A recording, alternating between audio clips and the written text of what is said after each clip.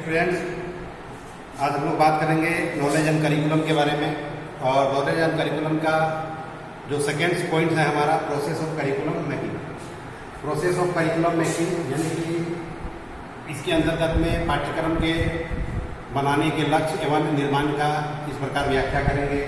पाठ्यक्रम के निर्माण में शिक्षक, शिक्षार्थी एवं विभिन्न एजेंसियों की क्या भूमिका है, आज हम लोग इस पर चर्चा करेंगे। तो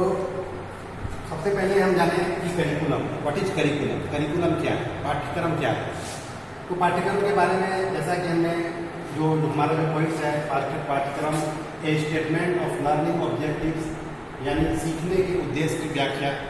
करना। पाठ्यक्रम जो है का निर्माण जो मुख्य रूप से शिक्षक, शिक्षार्थी एवं राष्ट्र के समुचित जो क्रियाकलाप है उसके अंतर्गत में उसके जो उद्देश्य हैं, जो बच्चे ने क्या सीखा है, जिन उद्देश्यों के अंतर्गत में वो सीख रहा है या जिस उद्देश्य की उन्हें प्राप्ति करनी है, इन सारे की जो है व्याख्या करना करिकुलम के अंतर्गत में। सेकेंड पॉइंट हमारा है स्टेटमेंट ऑफ लर्निंग एक्सपीरियंस। हमने जो सीखा है यानी शिक्षक के द्वारा जो सीखा गया है, विद्यार्थी के द्वारा जो कुछ भी सीखा जाता है उनका अपना एक्सपीरियंस और जो है जो पहले का जो पढ़ रहे हैं उनका दोनों का एक्सपीरियंस को सामंजस्य करके कैसे उद्देश्य की पूर्ति किया जाए, कैसे उस लक्ष्य की प्राप्ति किया जाए। मुख्य रूप से जो थर्ड पॉइंट है हमारा ए स्टेटमेंट ऑफ लर्निंग आउटकम, सीखने के परिणामों की व्याख्या करना कि एक क्लासरूम में या कहीं भी बच्चे जो है मुख्य रूप से कहीं भी जिस जगह पे सीखते हैं तो वो सीखने के बाद जो है उनका आउटकम्स क्या होगा, क्या जिस उद्देश्य की प्राप्ति के लिए वो जो पढ़ रहे हैं वो उद्देश्य में कितना रूप में पूरा हुआ है, यानी उसके जो आउटकम्स क्या, उनके परिणाम क्या हुए, इनकी जो है मुख्य रूप से व्याख्या करना ये करिकुलम के अंतर्गत है। करिकुलम मुख्य रूप से करिकुलम का जो पाठ्यक्रम जिसको हम लोग कहेंगे कि पाठ्यक्रम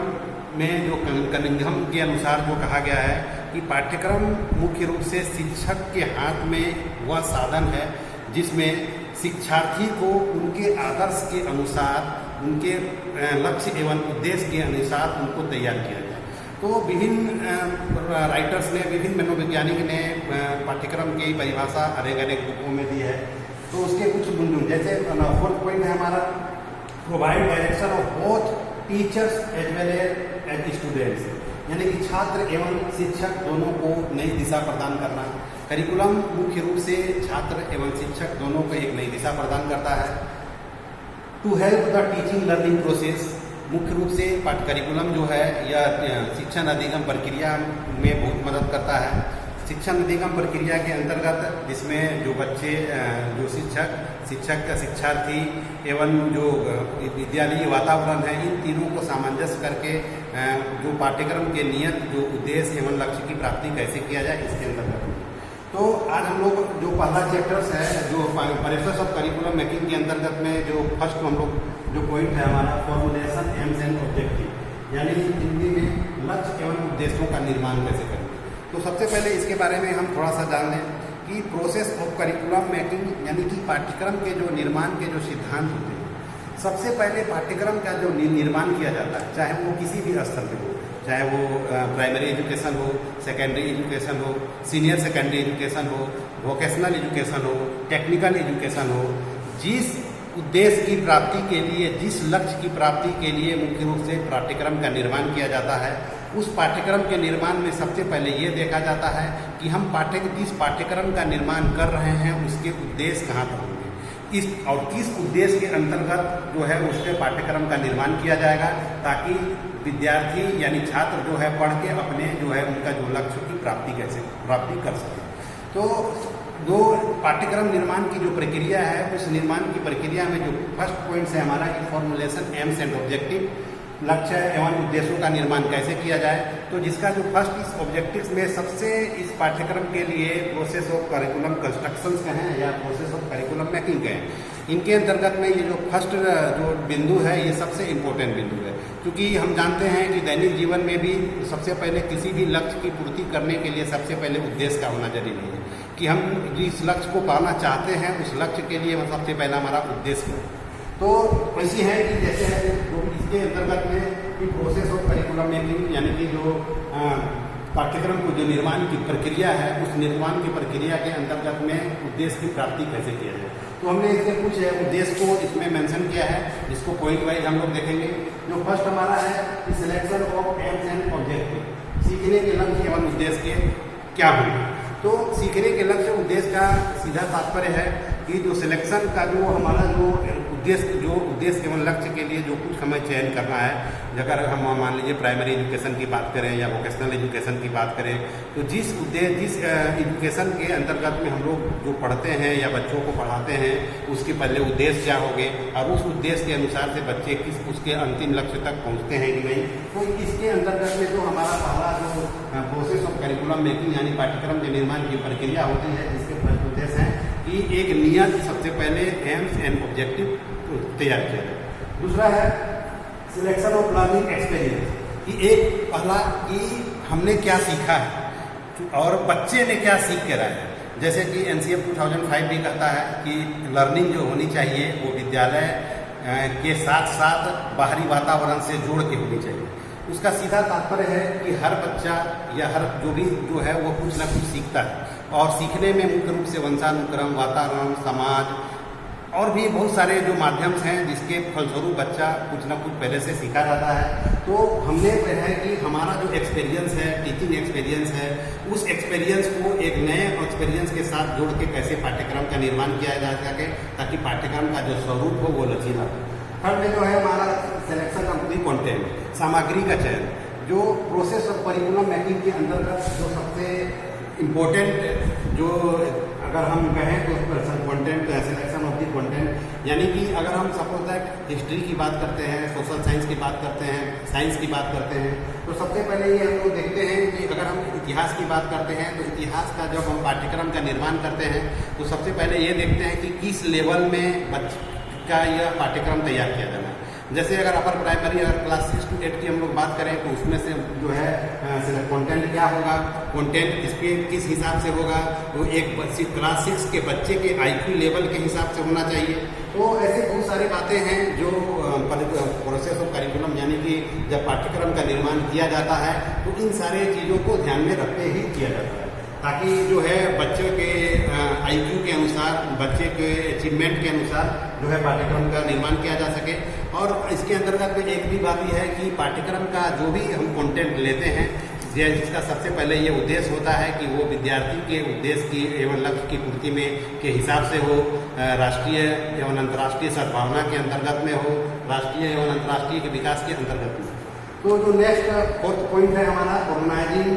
and integrating of learning experience and content, सीखने के अनुभव एवं सामग्री का एकीकरण। तो ये जस्ट जो पॉइंट्स है हमारा कि हमारा जो लर्निंग एक्सपीरियंस है, हमारा जो अनुभव है और जो कंटेंट इसमें हम लोग डाल रहे हैं, तो जो भी करिकुलम का जो कंस्ट्रक्शन होना चाहिए तो दोनों को मिला के होना चाहिए। और अंत में जो हमारा पॉइंट है इवेल्युएशन प्रोसेस। तो इवेल्युएशन प्रोसेस यहाँ दो टाइप्स का हम लोग करते हैं, एक मैक्रो लेवल पर और एक माइक्रो लेवल पर। तो माइक्रो लेवल पर का मीन्स कि एक छोटे इकाई से हम लोग पहले देखते हैं कि क्या हमने जो करिकुलम को तैयार किया है या जो पाठ्यक्रम का हम तैयार करने जा रहे हैं या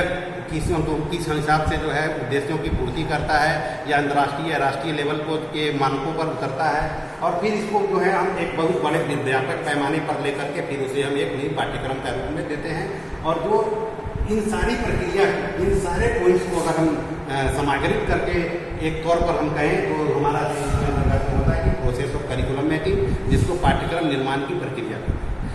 नेक्स्ट जो है इसके अंतर्गत में जो सबसे महत्वपूर्ण एक बातें हैं कि क्या पाठ्यक्रम का जब निर्माण किया जाएगा तो पाठ्यक्रम के निर्माण में के सिद्धांत क्या होंगे, कौन सा principle of curriculum making. Means कि जब कोई पाठ्यक्रम तैयार किया जाएगा तो उस पाठ्यक्रम के निर्माण में कौन कौन से सिद्धांत होंगे जो, और ये सिद्धांत जो है मुख्य रूप से एम्स एंड ऑब्जेक्टिव के अनुसार जो हमारे एम्स एंड ऑब्जेक्टिव का उद्देश्य और लक्ष्य का यहाँ तात्पर्य है कि जिस पार्टिकुलर वर्क के लिए गिवन करिकुलम को तैयार करने के लिए जो हमारा उद्देश्य एवं लक्ष्य होगा, उस उद्देश्य के लक्ष्य के अंतर्गत में हमारा जो है वो वर्क क्या होगा, हमारे सबसे पहले उद्देश्य क्या होंगे, हमारे सिद्धांत क्या होंगे। तो प्रिंसिपल ऑफ करिकुलम मेकिंग के अंतर्गत में जो फर्स्ट पॉइंट है हमारा पहला है कि प्रिंसिपल ऑफ विजन, यानी दृष्टि का सिद्धांत। दृष्टि का सिद्धांत, विजन का मतलब है यहाँ सीधा कि हम बच्चे के अकॉर्डिंग, बच्चे के IQ लेवल पर, यानी बच्चे को वर्ग के IQ लेवल पर एवं एज के हिसाब से जो है उसको देखेंगे। दूसरी बात है, हमारा विज़न ये होगा कि जो करिकुलम का तैयार किया जा रहा है, जो पाठ्यक्रम का तैयार किया जा रहा है, निश्चित रूप से यह एक बच्चे के फ्यूचर के लिए वो कितना उपयोगी है। तो इन सारी चीज़ों का जो है वो इस दृष्टि से सिद्धांत के अंतर्गत में है। सेकेंड जो हमारा है प्रिंसिपल ऑफ इंटीग्रेशन, एकीकरण का सिद्धांत। एकीकरण का मतलब है कि यह जो भी पाठ्यक्रम का तैयार किया जाना है वह राष्ट्रीय और अंतर्राष्ट्रीय सहयोग में वह कितना जो है हमको सहयोग करता है। थर्ड जो पॉइंट है हमारा प्रिंसिपल ऑफ कल्चरल प्रिजर्वेशन, सांस्कृतिक संरक्षण का सिद्धांत। हम जान रहे हैं कि भारत जो है हमारा एक सांस्कृतिक धरोहर से निपुण देश है। तो जब हम पाठ्यक्रम का निर्माण करते हैं तो निश्चित रूप से सब ये भी ध्यान रखा जाता है कि जो हमारा जो पाठ्यक्रम जो निर्माण होगा वो हमारे भारतीय सांस्कृतिक विरासत के अंतर्गत में हो, ताकि बच्चे जो है जब क्लासरूम में उसको पढ़ें तो हमारे भारतीय की सभ्यता एवं संस्कृति से परिचित हो। और नेक्स्ट पॉइंट है हमारा प्रिंसिपल ऑफ इंडिविजुअल डिफरेंसेस, व्यक्तिगत विभिन्नता का सिद्धांत। जो मुख्य रूप से हम जान रहे हैं कि हर व्यक्ति का जो है एक दूसरे के प्रति जो इंडिविजुअल डिफरेंसेस पाई जाती है और ये साइकोलॉजी का एक गुण भी है। तो निश्चित रूप से ये भी हो कि व्यक्तिगत विभिन्नता के सिद्धांतों को भी प्रिंसिपल के फॉर्मुलेशन एंड ऑब्जेक्टिव के अंतर्गत में उसको कैसे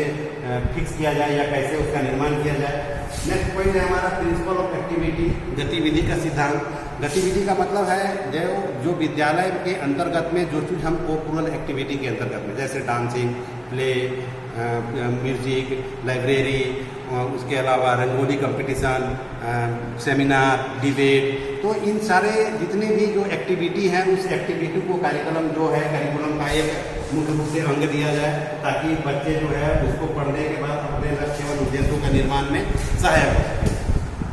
नेक्स्ट पॉइंट है हमारा प्रिंसिपल ऑफ फ्लेक्सिबिलिटी। फ्लेक्सिबिलिटी का यह तात्पर्य है कि इस फ्लेक्सिबिलिटी का है कि बच्चे का जो है लचीलापन का सिद्धांत, कि हम जो पाठ्यक्रम का निर्माण कर रहे हैं वो अकॉर्डिंग टू बच्चे के लिए वो फ्लेक्सिबल होनी चाहिए। एक बच्चे के IQ लेवल से ये होनी चाहिए, वो उससे ऊपर है, ताकि बच्चा जो है उसको पढ़ के अच्छी तरह से समझ सके। और जो अंतिम पॉइंट है, लास्ट पॉइंट है प्रिंसिपल ऑफ बैलेंस, यानी संतुलन का सिद्धांत। कोई भी अगर हम पाठ्यक्रम का निर्माण करते हैं तो सबसे पहले इन उद्देश्य और सबसे पहले उद्देश्य हमारा ये होता है कि जितनी भी जो कंटेंट हम लें, चाहे अगर सोशल साइंस के अंतर्गत में लें, लैंग्वेज के अंतर्गत में लें या साइंस के अंतर्गत में लें, तो सबसे पहले इस उद्देश्य की पूर्ति की जाती है कि सब में बैलेंस हो। बैलेंस का मतलब है कि प्राइमरी फिर अपर प्राइमरी, देन सेकेंडरी, फिर सीनियर सेकेंडरी, जो भी कक्षा जो है जैसे जैसे कक्षा में जो ग्रोथ होगा वो वह करिकुलम में भी जो है वो बैलेंस होनी चाहिए। और उसी बैलेंस के सिद्धांत के अनुसार से जो हमारा जो करिकुलम का कंस्ट्रक्शन किया जाता है, करिकुलम का जो निर्माण किया जाता है, उसके हिसाब से हम लोग करते हैं। तो आज हम लोग जो फर्स्ट जो हमारा टॉपिक था कि फॉर्मुलेशन एंड ऑब्जेक्टिव, यानी कि किसी भी पाठ्यक्रम का जब हम निर्माण करते हैं तो उसका उद्देश्य क्या होंगे, उसके लक्ष्य क्या होंगे। निश्चित रूप से जो इस पॉइंट को हम लोग लिखेंगे और आप लोग भी इसको लिखिए, और फिर जो दूसरे दिन जो हमारा होगा जो